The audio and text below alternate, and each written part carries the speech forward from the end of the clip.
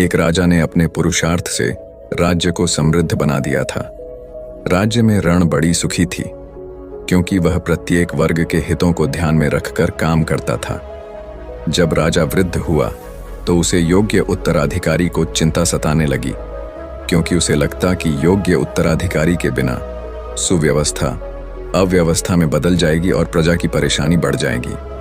हालांकि राजा का एक बेटा था, किंतु वह अत्यधिक आलसी और कर्महीन था। वह स्वयं को मालिक समझता और शेष सभी को अपना गुलाम। यह अहंकार उसके आचरण में सदैव झलकता था। राजा उसे सुधारने के उद्देश्य से बुद्ध के आश्रम में छोड़ आया। बुद्ध ने अगले ही दिन राजकुमार को आदेश दिया, वत्स, यहाँ से 5 कोस पर एक जंगल है, तुम वहां जाकर फूलों के कुछ पौधे ले आओ और उन्हें आश्रम के अहाते में लगा दो।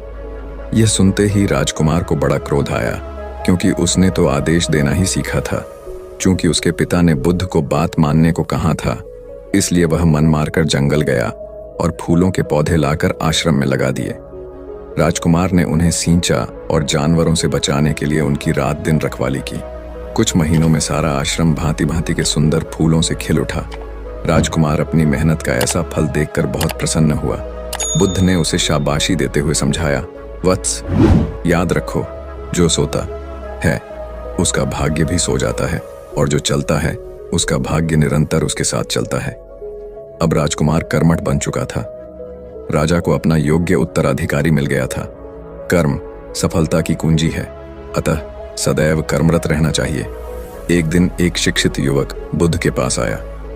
उसने बुद्ध को प्रणाम कर अपनी जिज्ञासा रखी, गुरुजी, आप ईश्वर की बात करते हैं, क्या आपने ईश्वर के दर्शन किए हैं जो आप साधिकार इस विषय पर इतना कुछ कह पाते हैं?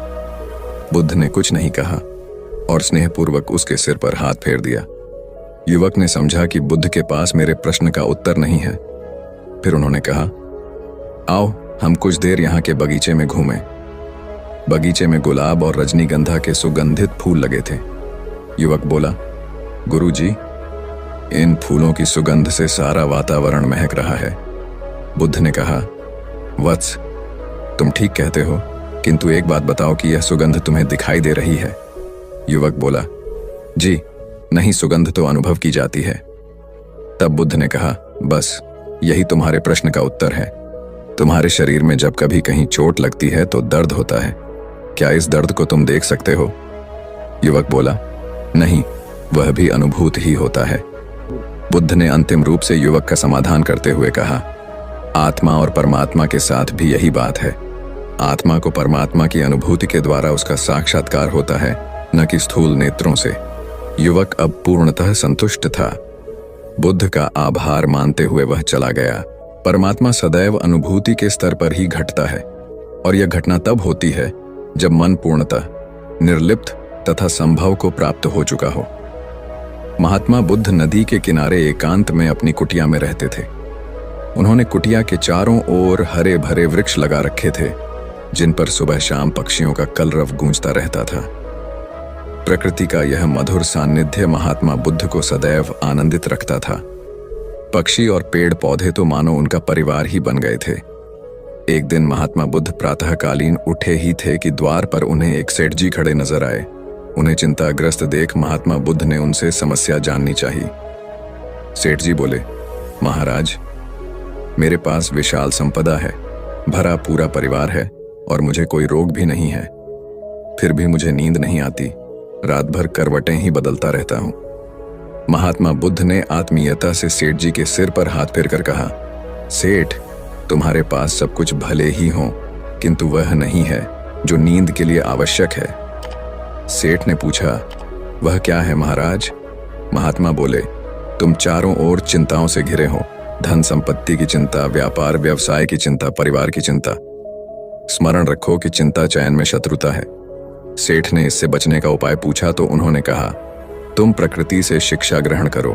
पेड़ पौधे, फूल, पानी और प्रकाश के रूप में उसकी अनंत संपदा चारों ओर बिखरी हुई है, किंतु वह चिंता मुक्त है। अपनी इस दौलत को पूरी दुनिया पर दोनों हाथों से सत्य लुटाती रहती है। तुम यदि उससे प्रेरणा लेकर अपना जीवन भी उसके अनुरूप बना लोगे तो तुम्हें न केवल नींद आएगी बल्कि अतीव शांति महसूस होगी। सेठ ने महात्मा बुद्ध की बात का मर्म समझा और लोक कल्याण की राह पर चल पड़ा।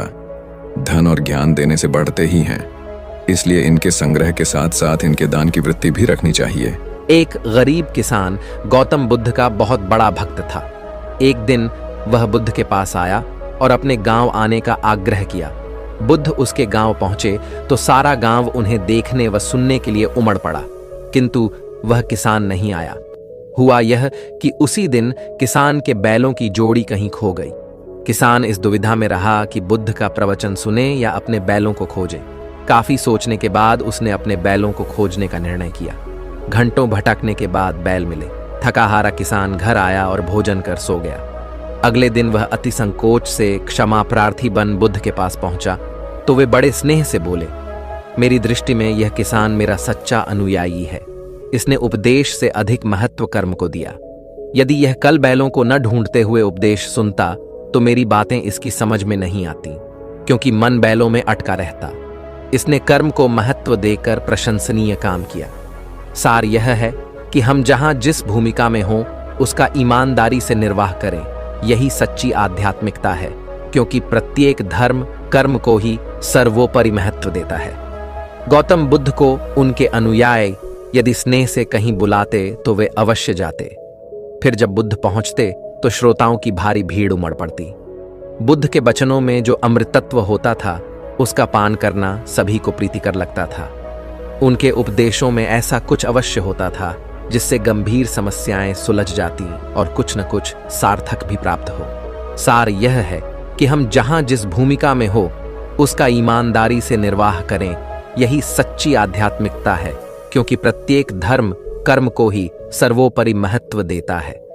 गौतम बुद्ध के पास उनका प्रिय शिष्य पूर्ण पहुंचा। बुद्ध ध्यानावस्था में बैठे थे। पूर्ण के पहुंचने पर उन्होंने आंखें थोड़ी सी खोली और पूर्ण से आने का कारण पूछा तो उसने कहा, मैं धर्म प्रचार के लिए जाना चाहता हूं, आपकी आज्ञा चाहिए। बुद्ध मुस्कुराए और कहा, पूर्ण, धर्म की राह बहुत मुश्किल है। तुम लोगों को अच्छी बातें बताने जाओगे और लोग तुम पर नाराज होंगे। हो सकता है कि अपशब्द भी कहे। इस पर पूर्ण ने कहा, कोई बात नहीं, मैं यह सोचकर उनकी बातों पर ध्यान नहीं दूंगा कि उन्होंने अपशब्द ही कहे, पिटाई तो नहीं की। बुद्ध बोले, हो सकता है कि कुछ लोग हाथ उठा दें। पूर्ण ने कहा, तब मैं यह सोचकर उन्हें क्षमा कर दूंगा कि उन्होंने मुझ पर शस्त्रों से प्रहार तो नहीं किया। बुद्ध फिर बोले, हे पूर्ण, हो सकता है कि कुछ लोग तुम पर शस्त्रों का भी उपयोग करें। पूर्ण ने उत्तर दिया, तब मैं यह सोचकर उनके प्रति कोई प्रतिकार की भावना नहीं रखूंगा कि उन्होंने मुझे मारा, पर जान से तो नहीं मार डाला, मुझे जीवित छोड़ दिया। बुद्ध ने फिर कहा, और यदि तुम्हारे प्राण ही ले लिए तब? पूर्ण ने तत्क्षण सिर झुकाकर कहा, तब मैं उनका आभारी रहूंगा कि उन्होंने धर्म के मार्ग पर मेरे प्राणों का उत्सर्ग करने में मेरी सहायता की। मैं उनके प्रति कृतज्ञ रहूंगा। तब बुद्ध ने आंखें खोली और आशीर्वाद देकर अनुमति दी तथा पूर्ण से कहा, अब तुम धर्म प्रचार करने के पात्र हो। जो किसी में भी कोई दोष न देखे वही सच्चा है। अच्छाई के मार्ग पर चलना बहुत मुश्किल काम है। जो इस राह पर चलता है उसके मार्ग में अनेक बाधाएं आती हैं, लेकिन जो व्यक्ति किसी में भी दोष न देखे वही बाधाओं को सहजता से पार कर अपने लक्ष्य को पूरा कर पाता है। एक बार गौतम बुद्ध जब वन से गुजर रहे थे तब एक राक्षसी हाथ में तलवार लेकर प्रकट हुई और कहा, अरे बुद्ध, आज तुम्हारे प्रेम को मेरी घृणा के सामने झुकना ही पड़ेगा। आज तुम्हारे जीवन का अंतिम दिन है। बुद्ध ने मुस्कुराते हुए उत्तर दिया, मैं घृणा, उपहास और द्वेष के आगे नतमस्तक नहीं होऊंगा। मैं निंदा, प्रशंसा अथवा उपहास किसी से भी प्रभावित नहीं होता। तुम मुझसे इतनी घृणा करती हो, पर मैं तो तुमसे भी प्रेम करता हूं। राक्षसी ने पूछा, तुम मुझसे प्रेम क्यों करते हो? बुद्ध बोले, मैं तुम्हें मां का रूप देख रहा हूं और मां तो प्रेम का रूप होती है, उसमें हिंसा हो ही नहीं सकती। इतना सुनते ही राक्षसी के हाथ से तलवार गिर पड़ी। हे बुद्ध, तुम धन्य हो। इतना कहते ही बहदेवी में बदल गई और अंतर्धान हो गई। दरअसल जो लोग दूसरों से द्वेष करते हैं, अंत में एक दिन घृणा उन्हें नष्ट कर देती है। घृणा से घिरे हुए लोगों को एक दिन घृणा ले डूबती है। प्रेम सत्य के आवरण से ढका होता है। सत्य से जुड़ा हुआ व्यक्ति सदैव आनंद में जीता है। सत्य को केवल अपने तक सीमित मत रखो, उसे अपने कर्मों में ढालना होगा। सत्य रूपी गुलाब की खुशबू है कर्म। अपने कर्म को प्रेम और सत्य में डुबो कर करो। प्रेम और सत्य मनुष्य को विकास की ओर ले जाते हैं। ध्यान रहे कि ये दोनों मार्ग ईश्वर की ओर जाते हैं। इस मार्ग पर चलने वाले सहज में ही आनंद और शांति को पा लेते हैं। गौतम बुद्ध भ्रमण करते हुए वैशाली नगर के वन विहार में पहुंचे। उनके आगमन का समाचार पूरे नगर में फैल गया। कुछ ही समय में मानो पूरा नगर उनके दर्शन के लिए उमड़ पड़ा। बड़े व्यापारी, शिक्षाविद, समाज सेवी, अधिकारी और राज परिवार से जुड़े कई वरिष्ठ भी वहां पहुंचे। सभी की भावना थी कि तथागत बुद्ध अपने शिष्यों सहित उनके निवास पर पहुंचे एवं भोज का आमंत्रण स्वीकारें। बुद्ध सभी के निवेदन को सुन रहे थे और स्वभावगत मुस्कान के साथ आमंत्रण का आभार व्यक्त कर रहे थे। तभी वैशाली की यात गणिका आम्रपाली भी वहां पहुंची। वह बुद्ध की शिक्षा से प्रेरित होकर बहुत पहले ही अपनी गणिका वृत्ति त्याग चुकी थी। उसने भी बुद्ध को भोजन का आमंत्रण दिया। बुद्ध ने तत्काल उसे स्वीकार किया और अगले दिन भिक्षुओं सहित उसके घर आने की सहमति दे दी। बुद्ध के एक शिष्य को यह बात अच्छी नहीं लगी कि इतने सारे वरिष्ठों के निवेदन के बावजूद बुद्ध ने आम्रपाली का आमंत्रण स्वीकारा। शिष्य की दृष्टि में आम्रपाली गणिका होने से घृणित कर्म से जुड़ी रही थी। जब सभी लोग चले गए तब शिष्य ने पूछा, भगवान, इतने लोगों ने आपको न्योता दिया, फिर आपने आम्रपाली का ही आमंत्रण क्यों स्वीकारा? बुद्ध ने कहा, माना वह गणिका थी, लेकिन पश्चाताप की अग्नि में तपकर वह निर्मल हो चुकी है। यदि कोई व्यक्ति इस निर्मलता को प्राप्त कर ले तो वह उनसे भी श्रेष्ठ हो जाता है जो ऐसे किसी घृणित कर्म में लीन न रहे हों। ऐसे व्यक्ति का आमंत्रण स्वीकारने में संकोच नहीं होना चाहिए। कोई व्यक्ति जब तक बुरे कामों में संलग्न रहता है तब तक उससे दूरी रहे तो ठीक है, लेकिन जो बुरे कामों को छोड़ दे उसे स्वीकार करने में संकोच नहीं करना चाहिए। इससे उसकी अच्छाई की ओर बढ़ने की भावना को बल मिलता है। गौ बुद्ध के जीवन की एक घटना है। उन्होंने नियम बना रखा था कि वे अपने संघ में स्त्रियों को स्थान नहीं देंगे। स्त्रियों के लिए भिक्षु होने की दीक्षा उन्होंने वर्जित कर रखी थी। एक समय गौतम बुद्ध एक गांव में ठहरे हुए थे। वहां महाप्रजापति गौतमी उनके पास पहुंची। उन्होंने बुद्ध से कहा, आप स्त्रियों को भी दीक्षा दें, किंतु बुद्ध ने अस्वीकार कर दिया। अनेक स्त्रियां इकट्ठी हुईं और उन्होंने विचार किया कि कैसे गौतम बुद्ध से स्वीकृति प्राप्त की जाए।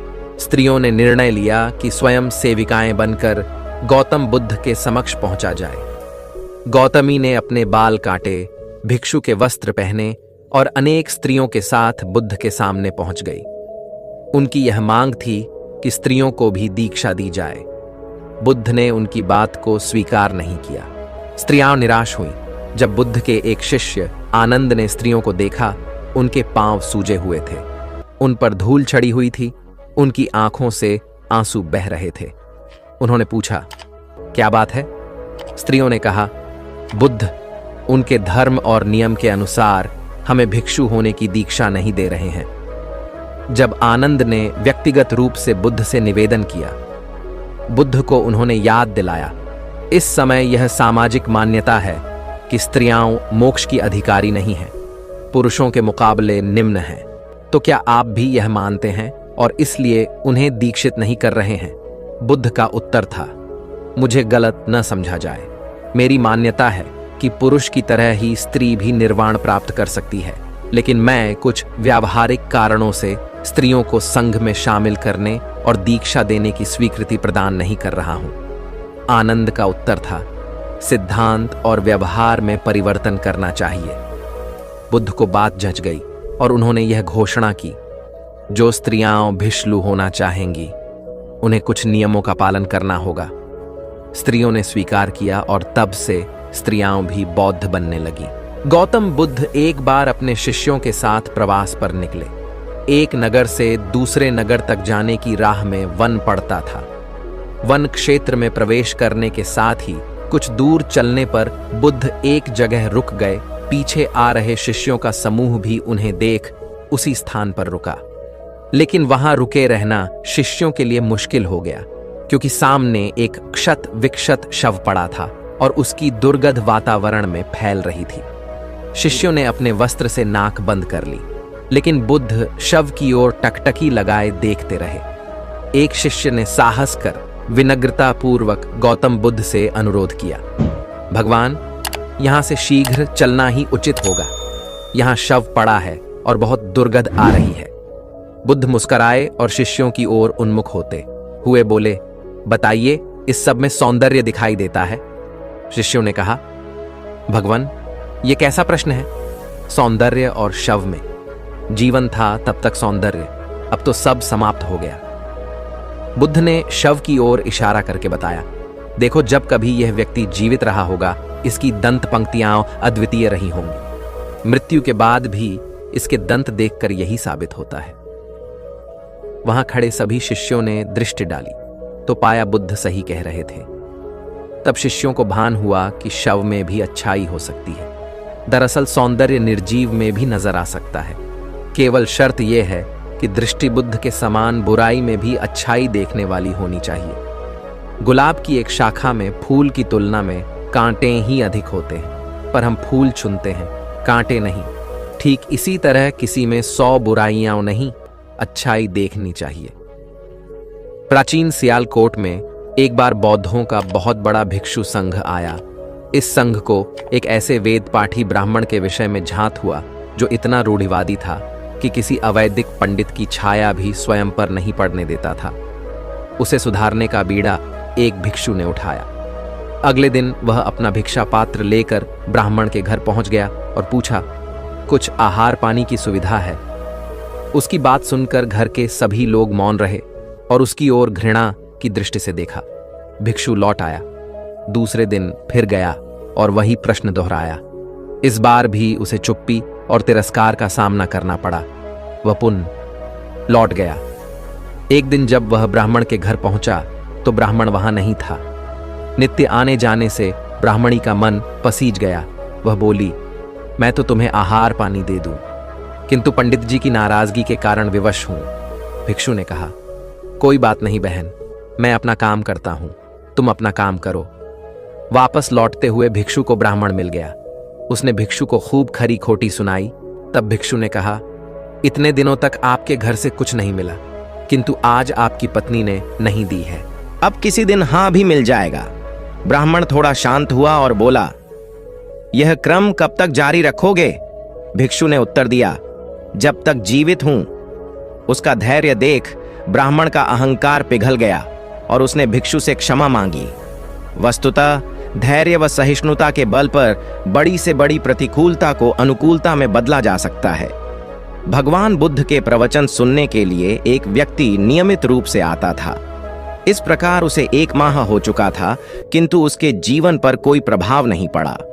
भगवान बुद्ध उपदेश में कहते थे कि धर्म पर चलो, अपने जीवन से राग द्वेष को दूर करो, काम क्रोध लोभ मोह और अहंकार से सदा दूर रहो। बुद्ध के उपदेशों से लोगों को बहुत शांति मिलती थी, किंतु उस व्यक्ति का मन अशांत रहता था। एक दिन उसने बुद्ध से जाकर कहा, हे प्रभु, मैं 1 माह से आपका उपदेश सुन रहा हूं, किंतु उसका तनिक भी असर मेरे आचरण पर नहीं पड़ा। मैं बहुत परेशान हूं, मुझे क्या करना चाहिए? बुद्ध उनकी बात सुनकर बोले, तुम कहां के रहने वाले हो? उसने कहा, श्रावस्ती का। बुद्ध ने अगला प्रश्न किया, वह यहां से कितनी दूर है? उसने अनुमान से बता दिया। बुद्ध ने पुनः जिज्ञासा प्रकट की, कितना समय लगता है? उस व्यक्ति ने हिसाब लगाकर बता दिया। बुद्ध ने कहा, अब बताओ कि क्या तुम यहां पर बैठे बैठे ही अपने घर पहुंच सकते हो? उसने कहा, यह कैसे हो सकता है? वहां पहुंचने के लिए तो चलना होगा। तब बुद्ध ने बड़े प्रेम से उसे समझाया, जैसे चलने पर ही पहुंचा जा सकता है, वैसे ही अच्छी बातों पर अमल करने से ही लाभ होता है। हे प्यारे, तुम मेरे ज्ञान के साथ अपने कर्म को जोड़ दो, तब तुमको उत्तम फल मिलेगा। उस व्यक्ति को अपनी गलती समझ में आ गई। उसने अपने जीवन में सुधार कर लिया, जिससे उसका जीवन सदाचारी बन गया। एक छोटी सी नदी थी, उसके दोनों किनारों पर लोग रहते थे। नदी के पानी से दोनों ओर के लोग अपना अपना काम चलाते थे और सुखमय जीवन बिताते थे। एक बार संयोग से पानी को लेकर दोनों पक्षों में तनातनी हो गई। वे एक दूसरे पर आरोप लगा रहे थे कि तुम ज्यादा पानी ले रहे हो। जब आपसी बातचीत में मामला नहीं निपटा तो वे मरने मारने पर उतारू हो गए। उनके पास जो भी हथियार थे उन्हें तत्काल निकाल लाए और एक दूसरे पर टूट पड़ने को आमादा हो गए। तभी किसी ने जाकर भगवान बुद्ध को सूचना दी। उन्होंने दोनों पक्षों के प्रतिनिधियों को बुलाया और तकरार का कारण पूछा। दोनों प्रतिनिधियों ने अपना अपना पक्ष रखा। बुद्ध ने दोनों की बातें सुनी और मुस्कुराकर कहा, तो तुम लोग क्या करोगे? दोनों प्रतिनिधियों ने आवेश में आकर कहा, हम खून की नदियां बहा देंगे। भगवान बुद्ध ने कहा, तो तुम्हें खून चाहिए? उन लोगों ने हतप्रभ होकर बुद्ध की ओर देखा, फिर बोले, नहीं, हमें पानी चाहिए। भगवान बुद्ध ने कहा, तो तुम्हें खून चाहिए? उन लोगों ने हतप्रभ होकर बुद्ध की ओर देखा, फिर बोले, नहीं, हमें पानी चाहिए। तब सहज भाव से बुद्ध ने कहा, खून बहाकर खून मिलेगा, पानी कैसे पाओगे? कुछ ठहर कर आगे बुद्ध बोले, याद रखो, हिंसा हिंसा को बढ़ाती है, बैर बैर को बढ़ाता है।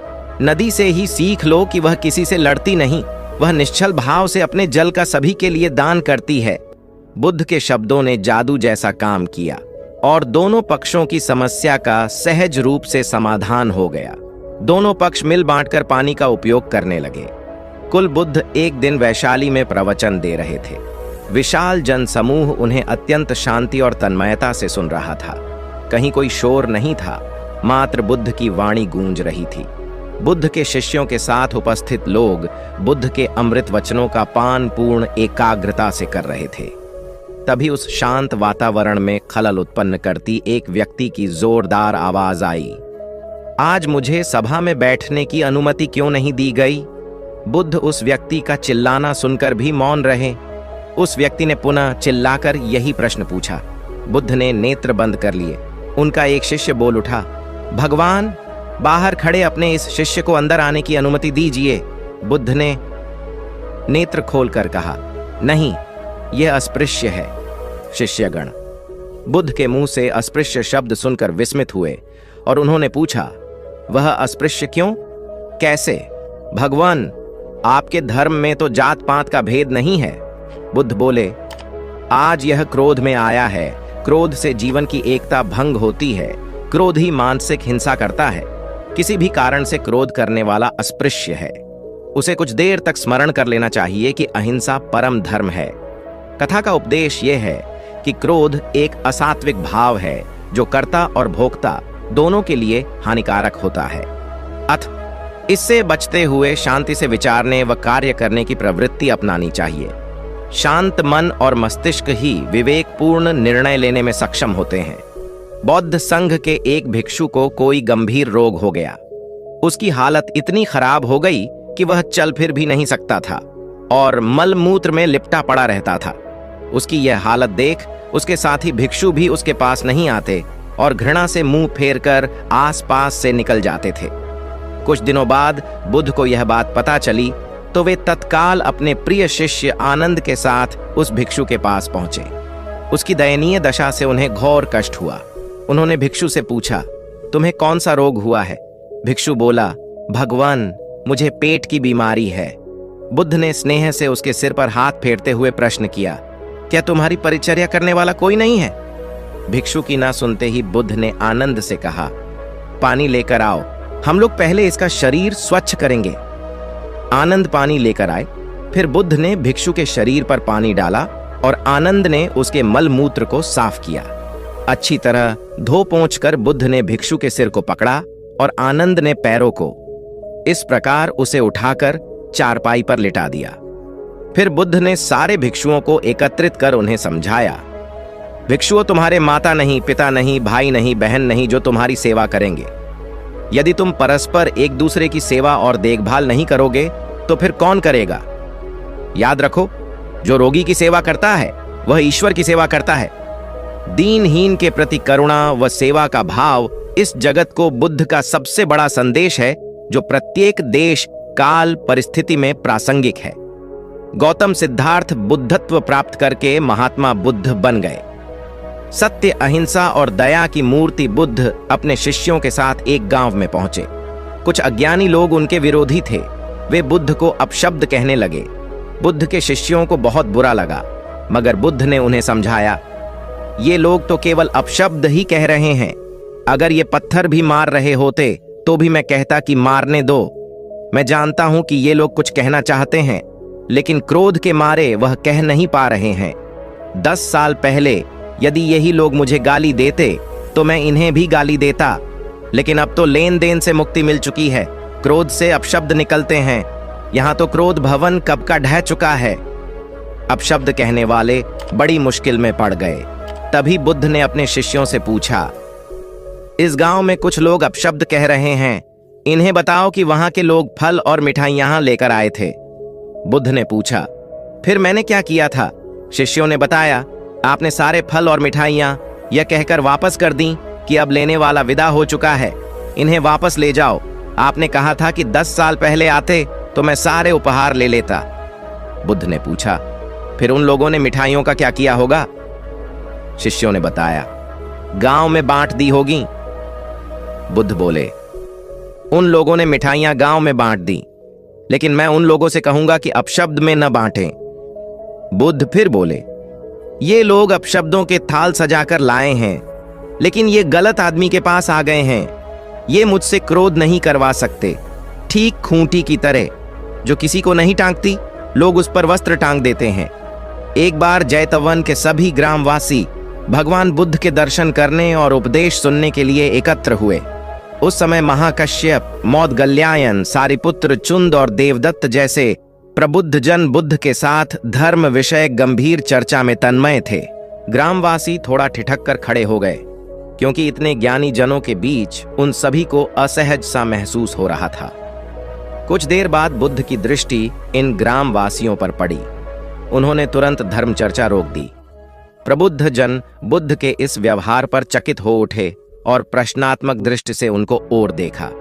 बुद्ध अनाथ पिंडक नामक जिज्ञासु से बोले, भद्र, उठो, सामने ब्राह्मण मंडली खड़ी है, उन्हें आसन दो और आतिथ्य की सामग्री ले आओ। अनाथ पिंडक ने पीछे मुड़कर देखा तो उसे ब्राह्मण मंडली तो कहीं नहीं दिखी। मैले कुचैले या फटे वस्त्रों में खड़े ग्रामवासियों का झुंड दिखाई दिया। पिंडक ने शक्ति स्वर में कहा, देव, उन लोगों में एक भी ब्राह्मण नहीं है। ये सभी तो निम्न जाति के हैं, कई तो इनमें शूद्र हैं।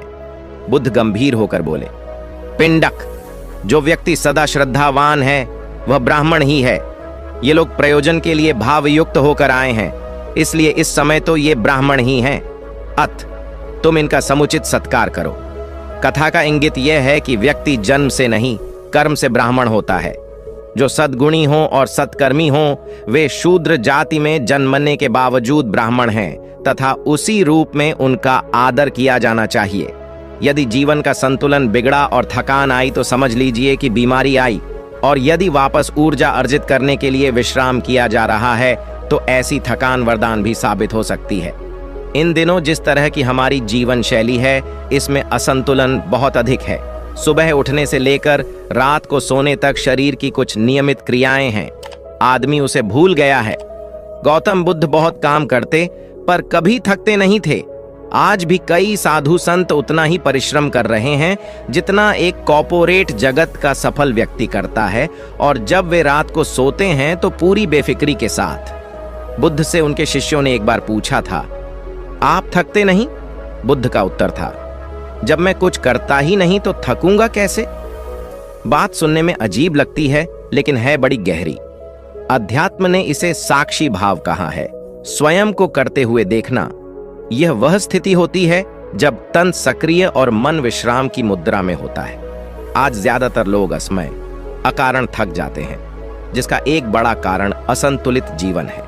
एक होता है थकान को महसूस करना और दूसरा है स्वाभाविक थकान, जिस समय आपकी रुचियों, इच्छाओं और मूल स्वभाव में धीमापन आने लगे, अकारण चिड़चिड़ाहट हो जाए। समझ लें कि यह थकान बीमारी है।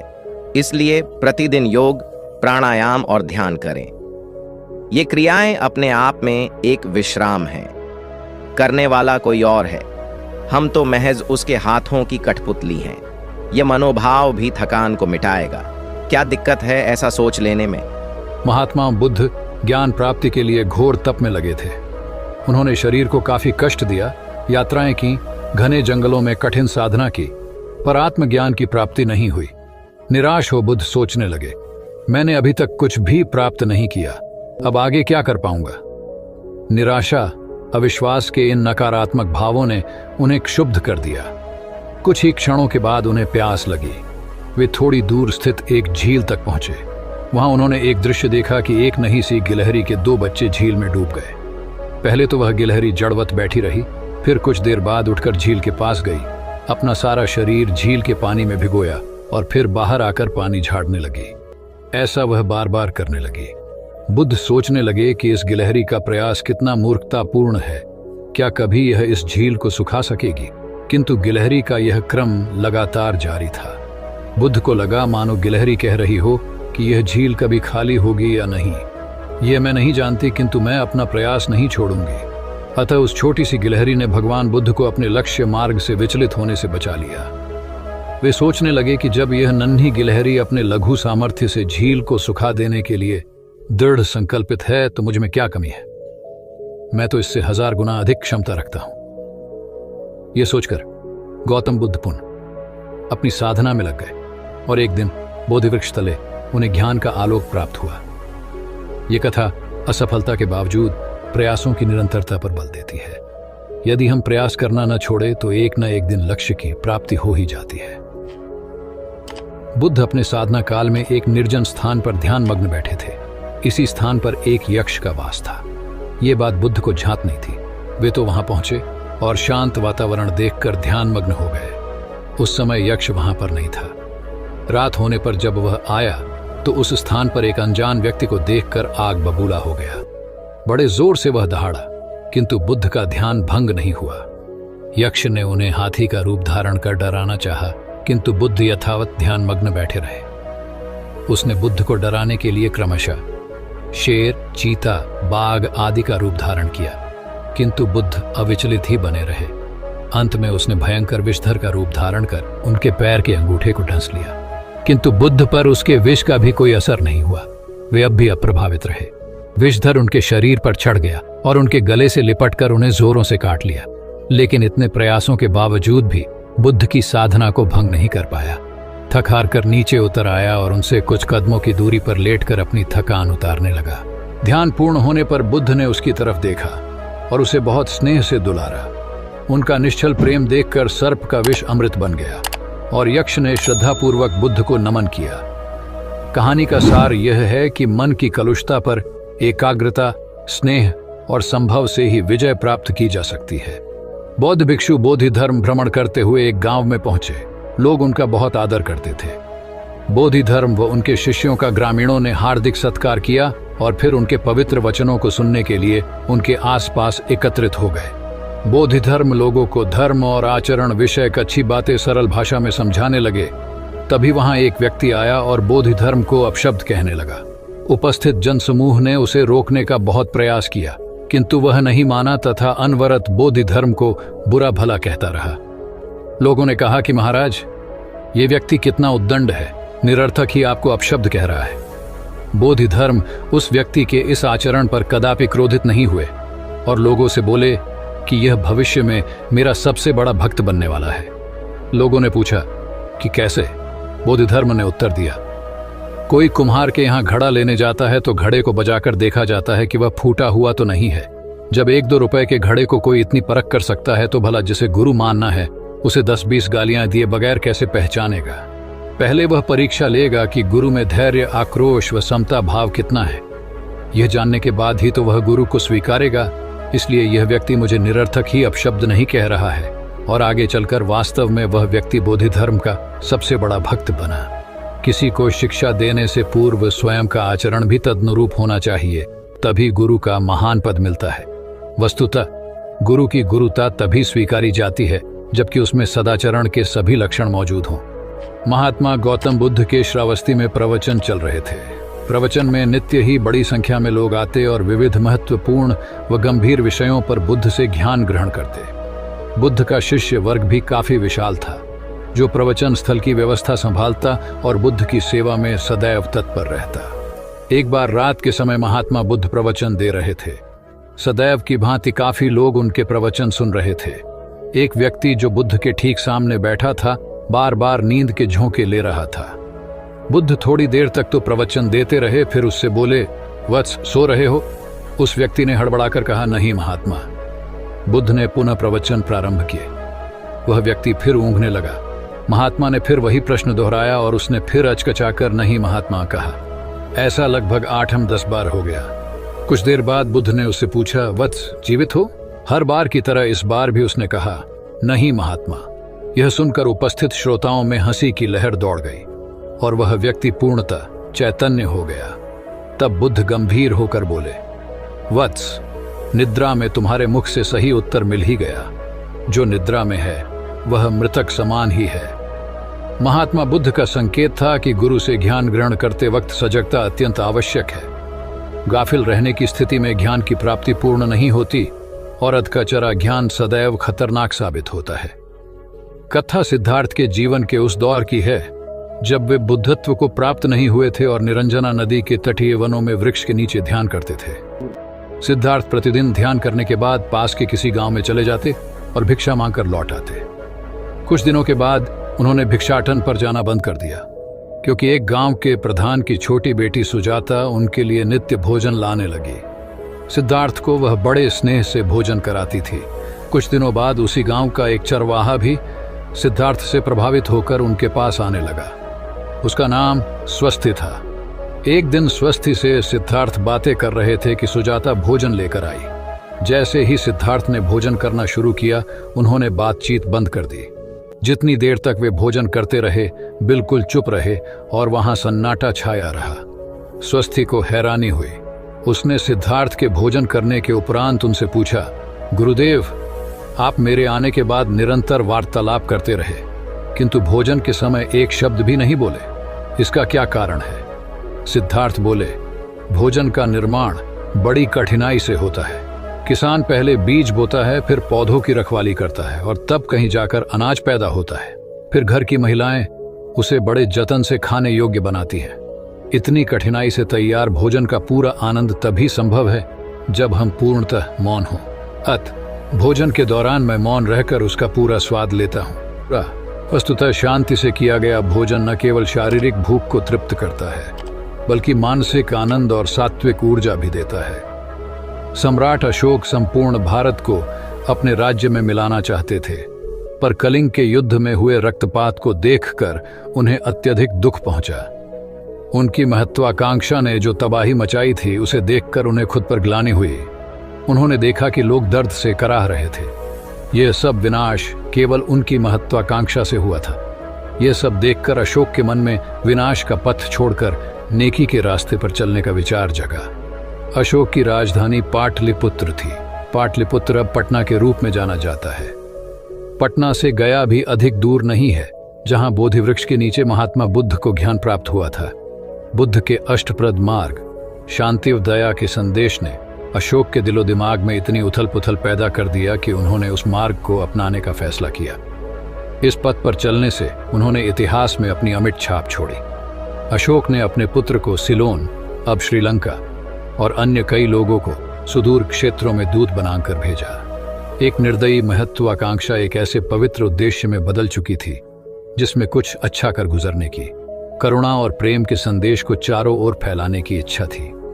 करुणा केवल दया भावना मात्र नहीं है, ये आपके अंदर दूसरों की मदद करने की तीव्र इच्छा पैदा करती है। इसी भावना ने बुद्ध को भगवान और अशोक को महान बनाया। तथागत बुद्ध उन दिनों मगध प्रवास पर थे। साथ में शिष्यों का बड़ा समूह भी था। प्रतिदिन बुद्ध के प्रवचन होते, जिनका लाभ लेने के लिए बड़ी संख्या में लोग आते। इन लोगों में साधारण जन के साथ विशिष्ट हस्तियां भी शामिल रहती थी। हालांकि बुद्ध सभी के प्रति समान रूप से प्रेम व आत्मीयता का व्यवहार रखते थे। इन लोगों में नगर सेठ का पुत्र भी था, जो बड़े ध्यान से बुद्ध के प्रवचन सुनता था। वह नित्य ही बुद्ध के शिष्यों के समक्ष बुद्ध की तारीफों के पुल बांधता और धन्य धन्य भाव से घर जाता। एक दिन प्रवचन समाप्त होने के बाद उसने किसी शिष्य से कहकर बुद्ध से मिलने की हार्दिक इच्छा प्रकट की। जब उसे बुद्ध के सामने ले जाया गया तो उसने उन्हें साष्टांग प्रणाम कर कहा, भगवान, आप जैसा तपस्वी और ज्ञानी व्यक्ति पहले न कभी हुआ था और न भविष्य में होगा। यह सुनते ही बुद्ध ने उसकी बात बीच में ही रोककर कहा, वत्स, क्या तुमने इतना अध्ययन कर लिया है कि अब तक कितने संत महापुरुष हुए हैं, और क्या भविष्य भी जान चुके हो कि आगे और कोई नहीं होगा? युवक लज्जित भाव से चुप खड़ा रहा, क्योंकि इस बात का उसके पास कोई जवाब नहीं था। बुद्ध ने अपनी बात समाप्त करते हुए उसे सीख दी, सदैव अपनी आंखें खुली रखो। जो जैसा है उसे वैसा ही महत्व दो, किसी से उसकी तुलना मत करो। कथा का सार यह है कि किसी भी क्षेत्र के अधिकारी विद्वान की स्वतंत्र रूप से प्रशंसा करना उचित है, किंतु सर्वश्रेष्ठ बताना अनुचित, क्योंकि श्रेष्ठता को व्यक्ति, समय व स्थान की सीमाओं में नहीं बांधा जा सकता। आनंद भगवान बुद्ध के प्रमुख व प्रिय शिष्य थे। उनके स्वभाव में उदारता, स्नेह व सहिष्णुता जैसे गुण शामिल थे। वे सभी के प्रति समान व्यवहार करते थे। उनकी दृष्टि में कोई छोटा या बड़ा नहीं था। एक बार आनंद कहीं जा रहे थे। रास्ते में उन्हें बड़े जोर की प्यास लगी। आसपास देखा तो निकट ही कुआं दिखाई दिया। वे वहां पहुंचे। कुएं से एक लड़की पानी भर रही थी। आनंद ने उसके पास जाकर कहा, बहन, मैं बड़ी दूर से आ रहा हूं, मुझे बहुत जोर से प्यास लगी है, कृपा कर पानी पिला दो। उनकी बात सुनते ही लड़की कांप उठी, क्योंकि वह अछूत जाति की थी। वह जानती थी कि किसी ऊंची जाति के व्यक्ति को पानी पिलाना उसके अधिकार क्षेत्र से बाहर है। वह निगाह नीची कर चुपचाप खड़ी रही। आनंद ने प्यास से व्याकुल होकर फिर कहा, बहन, तुमने सुना नहीं, प्यास के मारे मेरे प्राण निकले जा रहे हैं, मुझे पानी पिला दो। लड़की भयवश कुछ नहीं बोल पाई। जब आनंद ने बड़े स्नेह से उससे पानी न पिलाने का कारण पूछा तो वह बोली, मैं निम्न जाति की कन्या हूं, आपको पानी कैसे पिला सकती हूं। उसकी बात सुनकर आनंद ने कहा, बहन, मैंने तुमसे पानी मांगा है, जाति तो नहीं पूछी। आनंद की उदारता ने उस कन्या का भय दूर कर दिया और उन्हें पानी पिलाकर वह धन्य हो गई। कथा का सार यह है कि ईश्वर की दृष्टि सम होने के कारण उसने सभी मनुष्यों को समान शरीर, बुद्धि और भावना से नवाजा है। अपने सृष्टिकर्ता के विरुद्ध जाकर मानव मानव में भेद करना सर्वथा अनुचित है। एक बार भगवान बुद्ध अपने शिष्यों के साथ पाटलिपुत्र पहुंचे। सभी लोग एक विहार में रुके। भोजन के बाद बुद्ध ने आनंद से अगले दिन से प्रवचन आरंभ करने को कहा। अगले दिन बुद्ध का प्रवचन सुनने बड़ी संख्या में लोग उपस्थित थे। बुद्ध प्रवचन देने के बाद लोगों से मिलते, उनकी समस्याएं सुनते और नेक सलाह देते। एक दिन प्रवचन के समय बुद्ध के शिष्य आनंद ने उनसे पूछा, भंते, आपके सामने हजारों लोग बैठे हैं, बताइए कि इनमें सबसे सुखी कौन है। बुद्ध ने एक विहंगम दृष्टि भीड़ पर डालते हुए कहा, वह देखो, सबसे पीछे एक दुबला पतला फटे वस्त्र पहने जो आदमी बैठा है, वह सर्वाधिक सुखी है। आनंद सहमत नहीं हुआ। वह बोला, यह कैसे संभव है, वह तो बहुत दयनीय जान पड़ता है। बुद्ध ने अपनी बात सिद्ध करने के लिए बारी बारी से सामने बैठे लोगों से पूछा, तुम्हें क्या चाहिए। किसी ने संतान मांगी तो किसी ने मकान, कोई रोग मुक्ति चाहता था तो कोई अपने शत्रु पर विजय। ऐसा एक भी व्यक्ति नहीं था जिसे कोई इच्छा ना हो। अंत में बुद्ध ने उस फटेहाल आदमी को बुलाकर पूछा, तुम्हें क्या चाहिए। उसने हाथ जोड़कर जवाब दिया, कुछ नहीं, यदि ईश्वर को मुझे कुछ देना ही है तो बस इतना कर दें कि मेरे अंदर कभी कोई चाह पैदा ना हो। मैं ऐसे ही स्वयं को सबसे बड़ा सुखी मानता हूं। उसकी बात सुनकर आनंद से बुद्ध ने कहा, आनंद, जहां चाह है वहां सुख नहीं हो सकता। आनंद ने बुद्ध की इस शिक्षा को सदा के लिए गांठ बांध लिया। सार यह है कि लालसा से लोभ बढ़ता है, जो असंतोष का जनक होता है।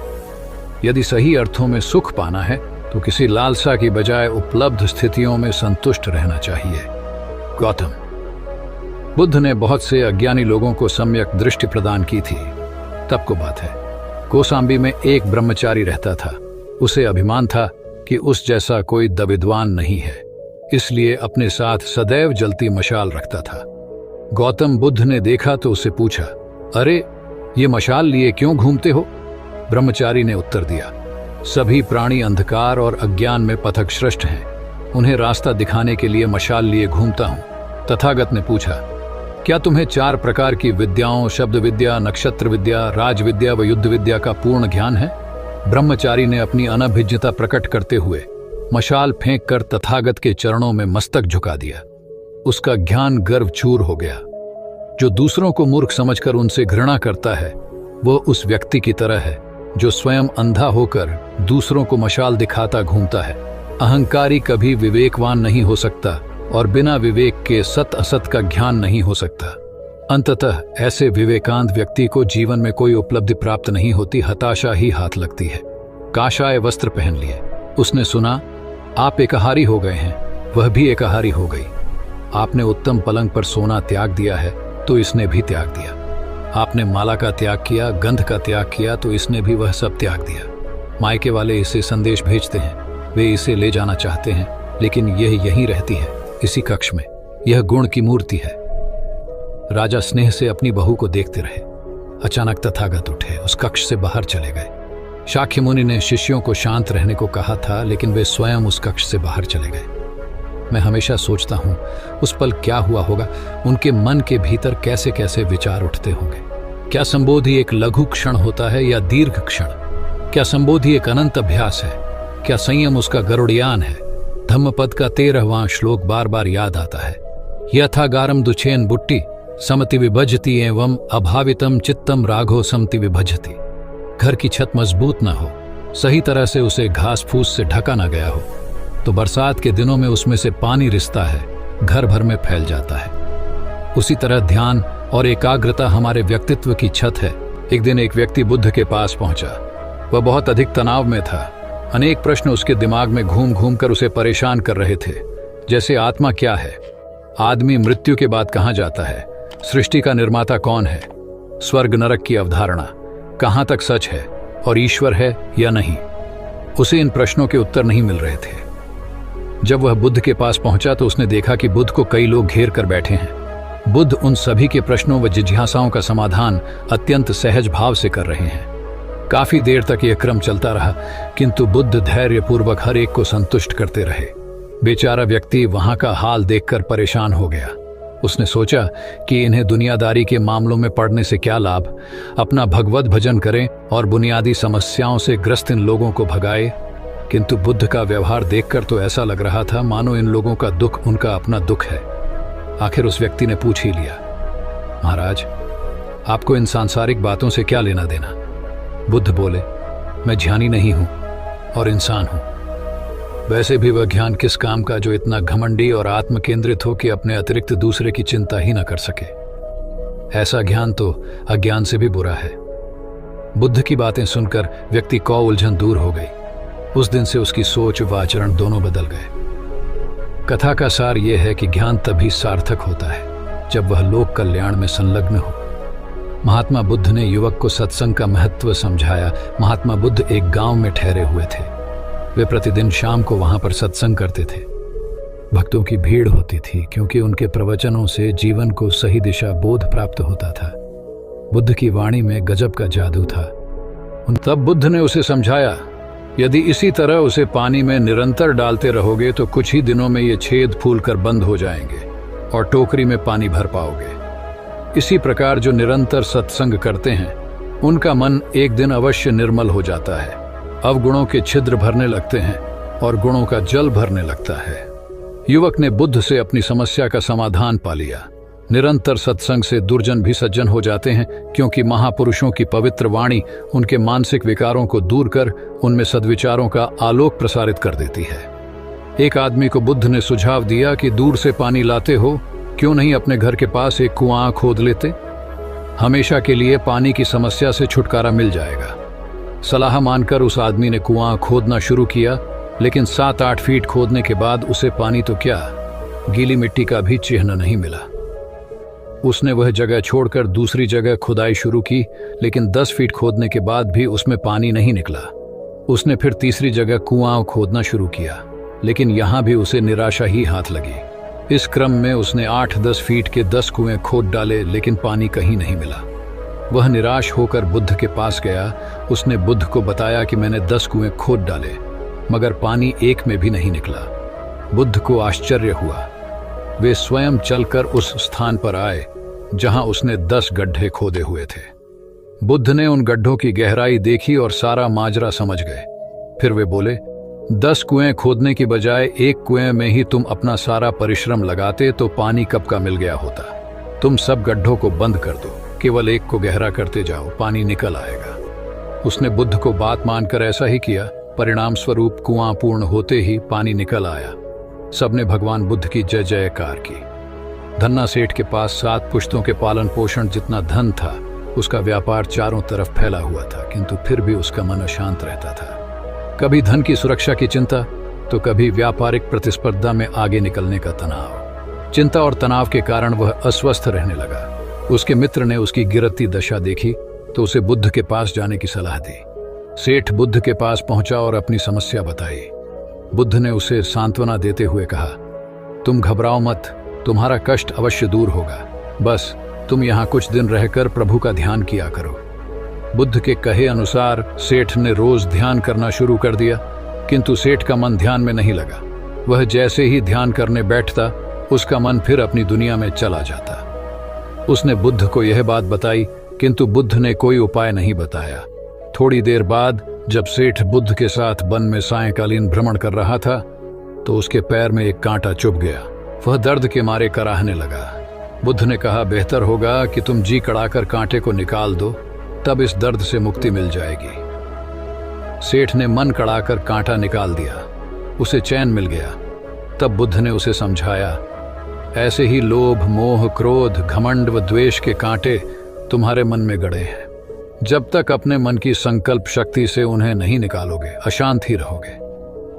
सेठ का अज्ञान बुद्ध के इन शब्दों से दूर हो गया और उसने निर्मल हृदय की राह पकड़ ली। अपनी कुप्रवृत्तियों से मुक्ति के लिए संकल्पबद्धता अनिवार्य है। जब तक व्यक्ति दृढ़ निश्चय न कर ले, वह अपनी गलत आदतों से मुक्त नहीं हो सकता। बुद्ध की शिक्षा से गांव का उद्धार हुआ। एक युवक ने बुद्ध से आकर कहा, मेरा गांव अशिक्षित है। मैं अपने परिवार से झगड़कर थोड़ा बहुत पढ़ पाया हूं। आगे और पढ़ना चाहता हूं, किंतु सभी रोक रहे हैं। घर के लोग सोचते हैं कि खेती में खूब पैसा है और उसके लिए किसी शिक्षा की आवश्यकता नहीं है। यही सोच गांव वालों की भी है। कृपया आप मेरे गांव चलकर वहां शिक्षा का प्रसार करवाइए। बुद्ध युवक की बात मानकर गांव आ गए। धर्मभीरू ग्रामीणों ने बुद्ध का सत्कार किया और रोज उनके प्रवचन सुनने आने लगे। बुद्ध जब भी शिक्षा का महत्व बताते, ग्रामीण विरोधी मत रखते। एक दिन एक महिला अपने 5 साल के बच्चे के लिए पूछने लगी कि उसे किस उम्र से शिक्षा दिलवाए। तब बुद्ध ने समझाया कि तुम्हें तो 5 वर्ष पूर्व उसकी शिक्षा शुरू कर देनी थी। उसे क्या खाना है, क्या नहीं, कैसे क्या बोलना है आदि बातें शुरू से सिखाओगी, तभी तो वह अपना उचित ख्याल रख सकेगा। बुद्ध की यह बात महिला सहित सभी ग्रामीणों को समझ में आ गई। उन्होंने अपने बच्चों को विद्यालय भेजना शुरू किया। यह समय वर्षा का था। युवक ने लोगों को जल संग्रहण की तकनीक बताई। अधिकांश ने उपहास किया, किंतु युवक अपना काम करता रहा। बुद्ध का सहयोग प्राप्त था, इसलिए किसी ने उसका खुलकर विरोध नहीं किया। जब गर्मी में भीषण जल संकट के कारण फसलें सूखने लगीं, तो युवक ने कुएं खुदवाए, जिनमें जल संग्रहण की तकनीक के कारण खूब पानी निकला। ग्रामीण अब शिक्षा का महत्व समझ चुके थे।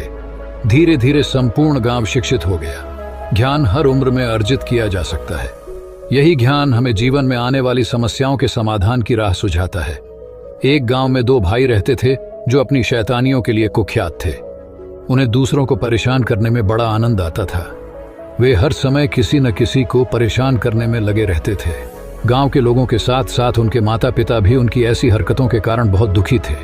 जब गांव का कोई व्यक्ति उनके माता पिता के पास उनकी शिकायत लेकर आता, तो वे दोनों को बहुत समझाते, किंतु दोनों भाइयों के कानों पर जूं तक नहीं रेंगती। एक दिन उनकी मां गांव में आए हुए महात्मा बुद्ध के पास गई और अपने बच्चों में किसी भी तरह ईश्वर का भय भर देने का आग्रह किया, ताकि वे लोग शैतानी से बाज आए।